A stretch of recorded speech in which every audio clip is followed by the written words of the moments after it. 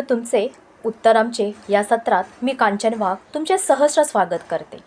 बऱ्याच पालकांचा ॲडमिशन वेळी गोंधळ उडालेला असतो की आपल्या मुलाला अबॅकसला प्रवेश घ्यावा की वैदिक मॅथमॅटिक्स. अबॅकसचा जन्म चायना या जपानमधून झालेला आहे, तर वैदिक मॅथमॅटिक्स हे आपल्या प्राचीन ऋषीमुनींपासून आलेले ज्ञान आहे. अबॅकस हे 5 ते 14 वयोगटातील मुलांसाठी आहे, तर वैदिक मॅथमॅटिक्स हे मोठ्या मुलांसाठी आहे. अबॅकसमध्ये अबॅकस टूलचा वापर करून गणिते सोडवण्यास शिकवली जातात, तर वैदिक मॅथमॅटिक्समध्ये कॅल्क्युलेशन करण्यासाठी सूत्रांचा वापर केला जातो. अबॅकसमध्ये अबॅकस टूल काल्पनिकरित्या मुलांच्या डोक्यामध्ये बसून त्याद्वारे गणिते कशी सोडवावी हे टेक्निक शिकवले जाते. त्यामुळे मुलांमध्ये व्हिज्युअलायझेशन पॉवर वाढते. अबॅकस हा कंप्लीट ब्रेन डेव्हलपमेंट प्रोग्राम आहे. वैदिक मॅथमॅटिक्समध्ये मोठमोठी गणिते अतिशय जलदरित्या कशी सोडवावी हे शिकवले जाते. त्याचा उपयोग मुलांना स्पर्धा परीक्षेसाठी होतो.